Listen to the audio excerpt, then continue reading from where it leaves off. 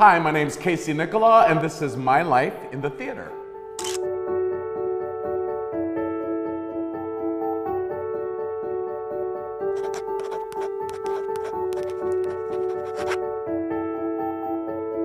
Okay, is it time? Okay, here we go. So the first one I see here is 42nd Street, which I did a national tour of, oh gosh, in like 1986. It was like my first big equity job. So I was super excited to have it, and we were going on tour, and it was like a bus and truck, and people were sharing rooms, and it was super exciting to me, and it was just really an exciting thing for me, getting to go to all these great cities and do this show, and I loved doing the show. One thing that did happen to me in this show is that one day at half hour, the director came up to me and he said, I just want you to know that you were the fattest chorus boy on that stage, and you better tighten your stomach muscles or something because you're doing a disservice to the show. And I was devastated. I was absolutely devastated. And then I had to get on and do the show. And I don't know if you know 42nd Street, but at the beginning of the show, everyone has to sort of start tap dancing, and then the curtain comes up on your feet. And as the curtain came up on my feet, the button popped off my pants. And I had to do the whole number holding onto my pants because I didn't have suspenders, and it was a little humiliating. I will say I lost 20 pounds after that, but that's the big story I remember from 42nd Street. Okay, so that's that one. One down. Oh gosh, this is like really cool. I just have to say, this is really cool. Okay, so crazy for you.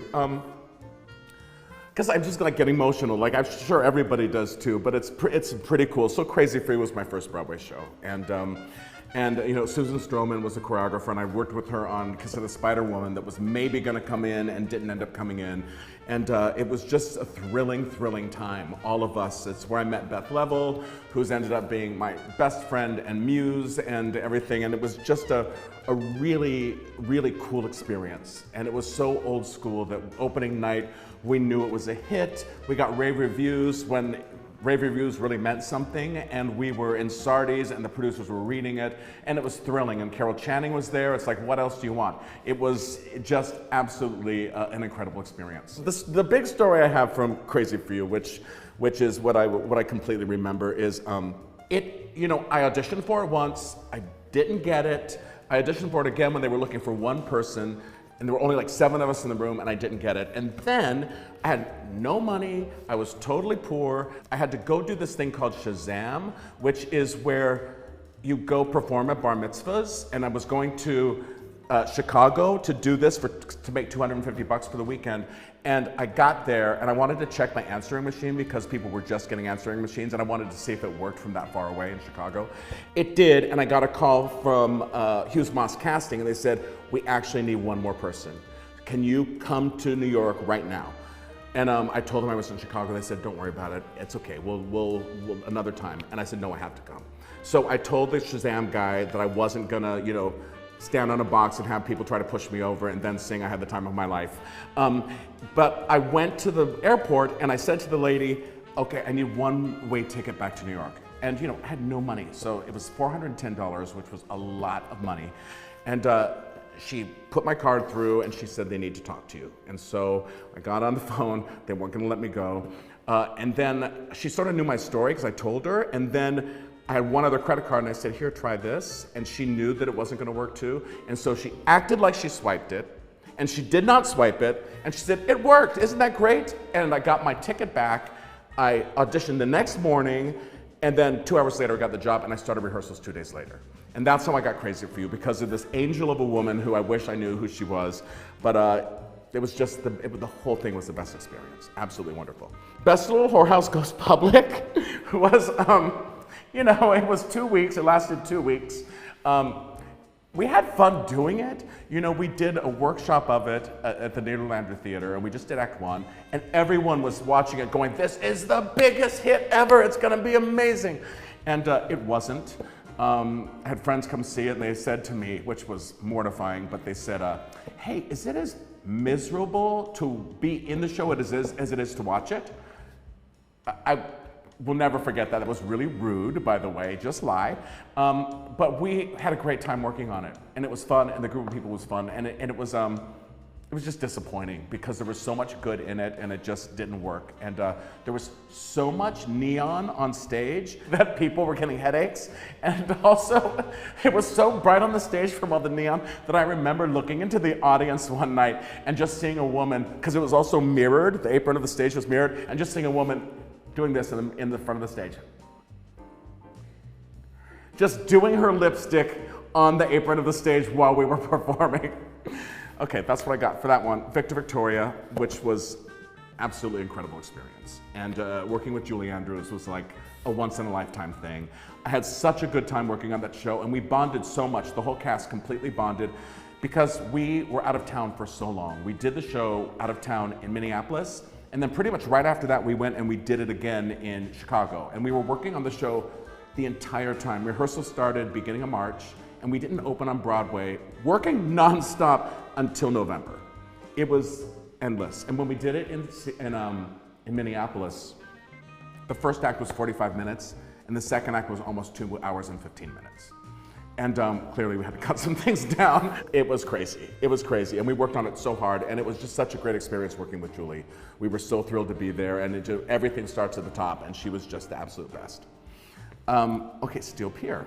I loved working on Steel Pier. It, it lasted a month, which was really sad, and I did the workshop too, and we really just thought it was something so special, and then it just ended up not working. We got to New York and on Broadway, and the lead character wasn't alive, and you didn't find out that he was sort of a ghost of himself until. In the workshop, you didn't find out until the end of Act 1, and it was really cool. And also, you didn't find out a couple other surprises until the end of Act 1. But then people weren't getting it, and then they started like right away. You see him like in a burning jacket when the curtain comes up, going like, "Give me another chance!" And then so you sort of realize that he was dead from the beginning of the show, and then it just was taken, all the real beauty of it was taken out of the show. And I understood why they were trying to make it work and people to get it. And it was too bad because it really was a delightful show, and it was I thought it was really moving and really magical, and I thought that Cantor and Ebb's score was just fantastic, absolutely fantastic. The Scarlet Pimpernel is next. I had a blast working on that show. After doing the original shows before that, Victor Victoria and Best Little Whorehouse and Crazy for You and Steel Pier, it was so much fun to replace because I got to learn the show in 3 days instead of having to go through all of the rehearsals and figuring it out and being there forever, and I just had a blast working on it. And it was the second version of the show, and a lot of them had been in the first version too, but it was really fun, and there were so many people in it. There were like 40 people in the cast. It was kind of crazy. I didn't get to know hardly anyone, but it was really a fun time. Okay, Saturday Night Fever.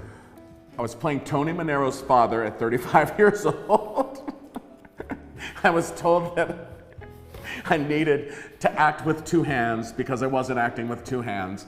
And so I tried to act with 2 hands in one of the rehearsals, and Arlene Phillips said, "Casey, you started acting with 1 hand, but I need you to start acting with 2. So that's the big story I remember from that. And I had fun working on that show. It was a lot, and it was probably not my wheelhouse, but I had a good time working on it. Seussical the musical was a little fraught, but it was fun people, and we had a good time working on it. And the score was great, and Aarons and Flaherty did such a terrific job with it. And we went out of town, and the sort of big story from that was that there was the costumes. They switched costume designers there, and it was really sad because they all looked like the sketches. It was really, we were having a good time working on it, and then everything sort of went south a little bit, and it was too bad because it was a beautiful show. It really was a beautiful show. And then, Rosie O'Donnell went into it, and that was super fun. We had the best time with her. It was the height of her show, and it was a great time. It was just didn't run long enough. This is a lot of playbills. It's amazing. So Thoroughly Modern Millie, I just had a great time working on that show. A lot of fun people. Got to meet Sutton, which was terrific, and I've worked with her since. I was dancing a lot in that show, and it was fun, and that was my last Broadway show as a performer. And I also sort of remember my audition for the show. They called me sort of late, like Janine Tesori, who I'd known socially, called me, and Dick Scanlon and Michael Mayer, who I didn't really know. and they were still looking for one chorus guy, and they wanted someone that was a character actor as opposed to just a dancer. So I went to Michael Mayer's apartment, and the creative team was sitting there, and I just like sang a song for them in the apartment with the dog jumping on me, and I got the job, and I was doing it like 3 weeks later. That was fun, and it was really fun people, and also a lot of the same people I did Victor Victoria with, which was a blast. Okay, now we are moving on to my first job as a choreographer, and it was Spamalot, and it was at the Schubert Theater, which is where Crazy for You was, so it was really cool to me that I got to do my first show as a choreographer in the same theater. That was my first job as a performer on Broadway. Spamalot was just a great experience. It was fun. It was a lot. It was my first job, choreographing on Broadway, and I got the job so easily, which was so weird. I just got a call out of the blue saying, Mike Nichols would like to meet you in his apartment about choreographing a Broadway show. And I was told that Jerry Mitchell recommended me for the job because he was too busy. And that was really nice of him because I'd done this crazy thing for Gypsy of the Year, and he remembered me from that, and I was kind of loony, and he thought this guy would be good to do this. So I got a call, I went to visit Mike.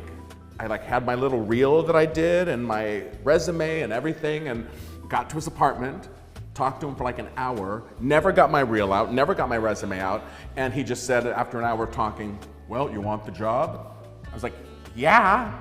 And cut to me in the elevator, sobbing, going downstairs, and sobbing, and getting in the cab, and sobbing, and going home and telling my partner. It was amazing, and I had such a good time working on that. And Mike ended up being a complete mentor to me. And every show that's in here from then on, while he was alive, he would come see. He'd come see it in previews. He would, have one really great note, and then we'd eat. And it was just so much. It was a great relationship. I loved having him as sort of my theater dad, and it just always meant the world to me. And his belief in people is something I try to sort of attain as well, that trust the people that you trust and that you have a good feeling about, because you have to trust your instinct. And he trusted that with me never having done that before. And same thing with Tim Hatley, who was the set and costume designer. Mike just trusted that Tim would be the right person and hired him. And so that was really a cool thing. And we worked our butts off, and we had such a good time, and the cast was a blast. Okay, Drowsy Chaperone. That one will always be in my heart forever. Just as I'm sorry, I'm getting emotional with this one. Just the whole thing about it. It was my first job directing a show and choreographing it, and it was a first for so many of us. So it's sort of like a time in our life where we were all at a certain place that we know we'll never return to. That sort of innocent place. We were doing this show at the Almond Center out of town, and I basically thought, if I'm gonna direct a Broadway show, I wanna surround myself with everyone I know, that pretty much everyone in the show was someone I was in a dressing room with, or I'd done a show with, and I just wanted to be surrounded with people that I knew had my back, and that I could play with and create with, and also know it was going to be a safe space. And that's what Drowsy was. And Bob Martin and Lisa Lambert and Greg Morrison and Don McKellar, I didn't know them at all, but it was their first show. Karen Moore it was her first PSM job. It was Phil Reno's first musical director job. So many of us, and it was a big deal for Beth and for Danny, and it sort of bumped them up too. And it was just a really, really special time and a special show. And it was an hour and 40 minutes with no intermission. People loved it. The stagehands really loved it. It was just a really great, fun show. And I think that people were so surprised by it because no one had any expectations for it, and they didn't know anything about it. And I just loved it. Absolutely loved it. It's probably the most special show to me. Dame Edna in All About Me, which was so much fun. It was so much fun. It didn't last long, which was really disappointing, but it was Dame Edna and Michael Feinstein, and we had such a good time. I mean, I was brought in so last minute. I had 3 weeks to rehearse it. There was no script, there was nothing, and it was just me jumping in and doing it. But he had me laughing so hard every single day. And it was just an absolute blast. It was like for me, it was a really special experience because I just it was like a surprise job, and I got the surprise job, and I was working with the two of them, and they were really fun to work with, and it was great. It was really great. Elf. Elf was really fun to work on, and you know, it was such a weird thing to do a show and you know, treat it like a brand new Broadway show and then have it only run a month. You know, which getting into it, but I loved doing that show, and we did it 2 years in a row at the Hirschfeld, and it was a blast. It was a blast, and you know, I had so many great people in it, and people I'd worked with, and everyone was really happy to be there, and it was Christmas time, and it was a Christmassy show, and it was just really fun. Then, Book of Mormon. Next, no, just kidding. I did Elf, and then I did Book of Mormon. And that was a little bit like right next to each other. So Elf opened, Elf closed, and then Book of Mormon started like the next day. So Elf, I was on the God mic going, okay, let's take it from Sparkle, Jolly, Twinkle, Jingly. And then Mormon, I was like, let's take it from Fuck You God and the Ass, Mouth, and Cunta. So that was a little different. It took me a little while. You know, of course, Book of Mormon was an awesome experience. And to work with Matt and Trey and Bobby was the best because they're such good writers. And for a director, to have really good writers makes your job so easy because I know how to stage it. And I know the point of view. And the fact that they're such good satirists was incredible because I love that sense of humor. And I love the darkness of the sense of humor. And the thing that was great, someone told me, I think maybe Ann Garofino, one of the producers, told me that, you know, Trey and I worked so well together as co-directors because I'm like, you know, 80% light and 20% dark, and Trey's like, you know, 80% dark and 20% light. And so the two of us just did that, and we did. I loved working with him, and we got along so great. And just everyone, it was like a surprise job. I was doing a show in San Diego, and I got this call to do this show, and that I was gonna have to stage the entire thing 3 weeks later. And then it was already pretty much cast, and I had to go to New York, and I had to, you know, because I was in San Diego, and I had to audition people for the show, and it was basically the cast from before. And I have to say, this is another story that cracks me up, is the cast for Book of Mormon were not really dancers, and so I had my friend Matt Lair come as my associate, and the combination he showed them was so difficult. On purpose. And we were like, okay, now kick and splits and up and turn. And every single person was going, oh my God, what is happening? And then I just said, psych, and it broke the ice. And that cast was so relieved. And it was just, that was just a great show to work on. It was just a great show. And you know, we did a lab that I really had to stage so quickly, and it was 6 weeks long. And after the lab happened, they're like, okay, or while the lab was happening, they said, we're gonna be going to Broadway. And we have our theater, and it's gonna happen. And we kind of didn't, we worked so hard to get the show in shape that we kind of didn't even meet or talk barely at all after the lab before Broadway. We just kind of went, and it was that was really fun, really, really fun, and hard. It was a lot of work, but it was, you know, paid off. Aladdin. Another fun one, another one that I just love, and I've loved working for Disney on the show. You know, we went to Seattle first, and didn't go really well, but we sort of knew that it was gonna be done for licensing and it maybe wasn't gonna go to Broadway. So they didn't spend that much money on it. You know, the magic carpet was seriously a carpet on a stick, and it just like really, literally the actors had to make it go like this with their butts to get it to look like it was doing something. And we had a good time working on it. It needed a lot of work, and so we worked on it like crazy, and 2 years later we went to Toronto, out of town with it. And you know, Toronto, it went okay, but not great. And the show still needed work. I mean, and the issues that we had in Toronto were the same issues, you know, that the movie had, from what I understand. That there were a lot of songs that were cut from the movie that, you know, that Alan and Howard worked on. And we thought it would be fun to restore them, especially for, you know, Howard's memory. And then we found out why some of those things didn't work. Babcock, Omar, and Kasim were narrating the whole show, and it just did not work. So, and the genie did not come on till 45 minutes into the show, and it was just too long. And the same thing happens in the movie, but you have Robin Williams' voice at the beginning, you know, being the sort of the peddler. So we just changed so much between Toronto and New York. And I had like a month and a half to do it. We rewrote like 35% of the show. gave the opening number to the genie instead of to Babcock, Omar, and Kasim, cut all of the interstitial stuff, had to change the set because we used to like change the set in front of the curtain when Bach did their stuff.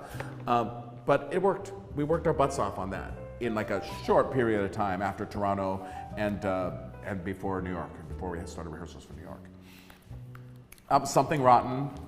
That's another one I love. Absolutely love that show. It was so much fun to work on. You know, Carrie Kirkpatrick and Wayne Kirkpatrick and John O'Farrell were really fun to work with, and they wrote such a great script, and it was just so funny and so clever, and we just had a really good time working on it. And you know, Brian Darcy James and Christian and John Cariani and Kate Reinders, and Heidi, the whole cast was just so much fun to work with, and we just had a blast. And that was a lot.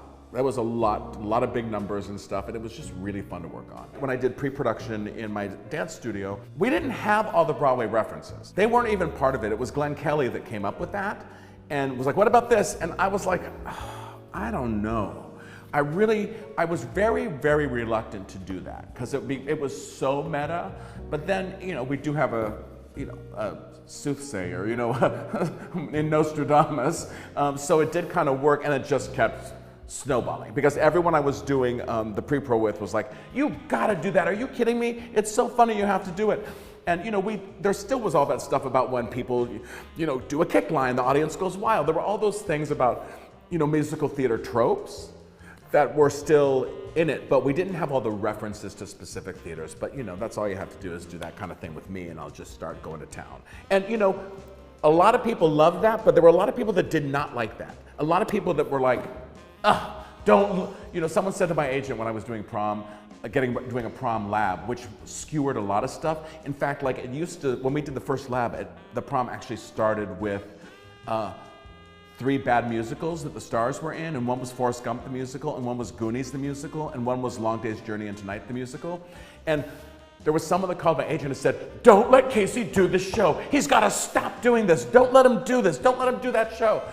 So some people were viscerally responding to the sort of meta stuff, which it's funny because a lot of times that's not even my cup of tea, but it comes to me, you know, that people bring the material to me. I don't ever seek that one tap number. It's usually other people that are like, you gotta make this a tap number.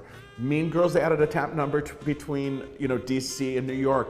Aladdin had no tap in it in Seattle. I mean, it was funny that Carrie Kirkpatrick said, you know, I think there should be tap in the show. I think that's a tap number. And I said, okay. And Matt and Trey too, Turn It Off, I just thought was gonna be a really fun number.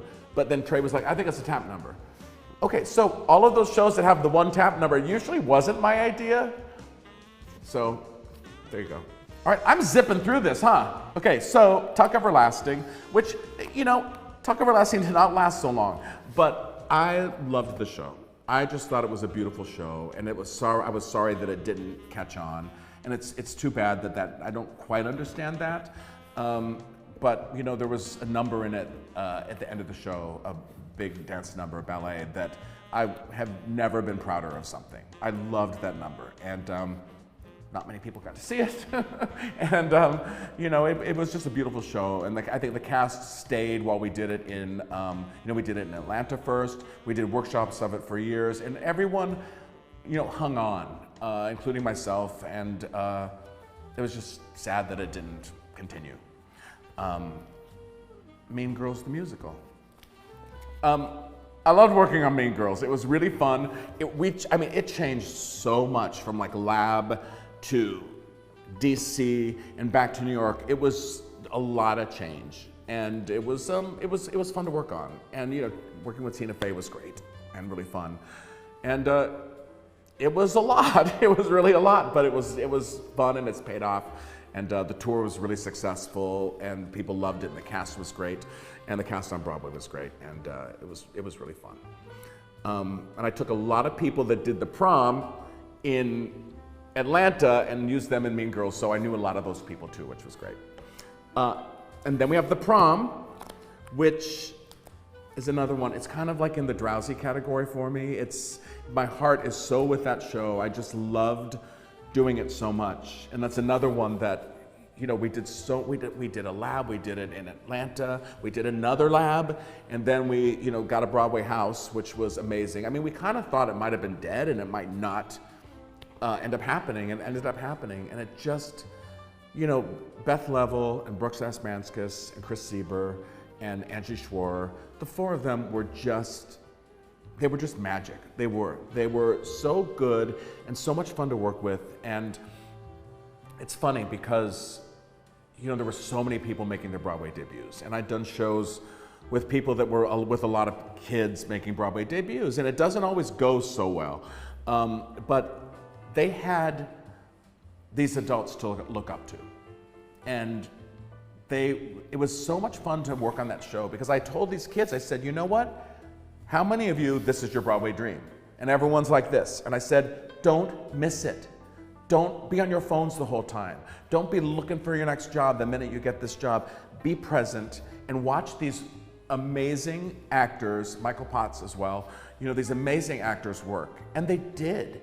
And those kids, they were such hard workers, and they would watch everything that Beth and Brooks and everyone did and applaud for them and scream for Beth at the end of her number. And meanwhile, the adults were doing the same thing. They're like, come watch the kids dance. We want to watch the kids dance. I'm like, yes, get in here. And so it was really fun, and everyone was so present in it. And you know, the theater was challenging backstage, just not much space at all. And everyone was sharing rooms, and you know, there was one bathroom for, you know, Courtney Collins and Izzy and Caitlin and Beth and Angie and the stage managers, and it was a lot, but everyone was really happy in that building because they just loved working on the show.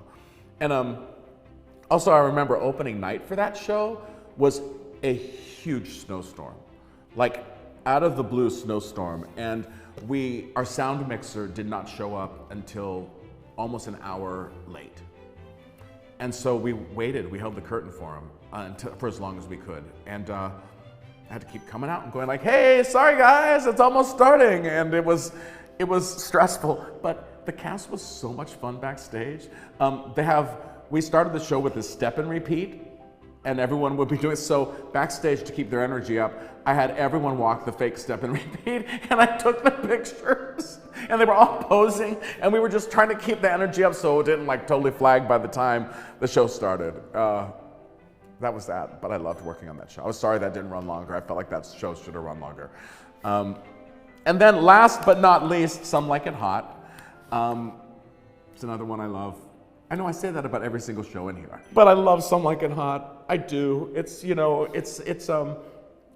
I wanted to run for a really long time because I just love it. We worked so hard on it, and it's been years. And you know, Mark Shaman and Scott Whitman wrote such an incredible score for the show, and I love it. I love the music, and it just makes me so happy to be in that theater and be watching that show. The cast is so terrific.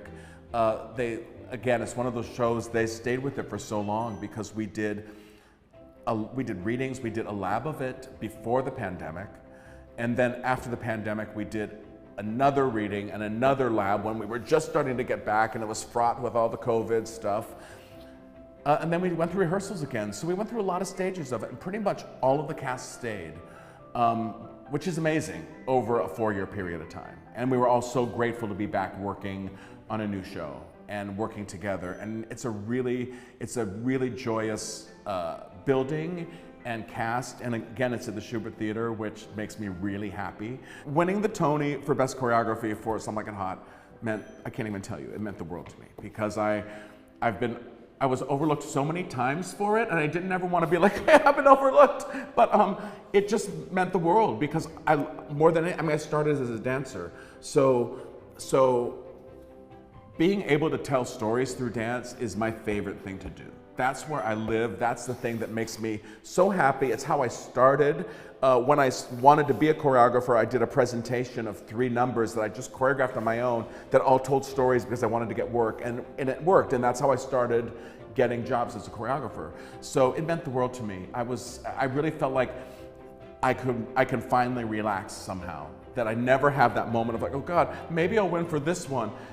You know, and I know winning's not everything, but that acknowledgement just felt so good, and made my shoulders go down a little bit.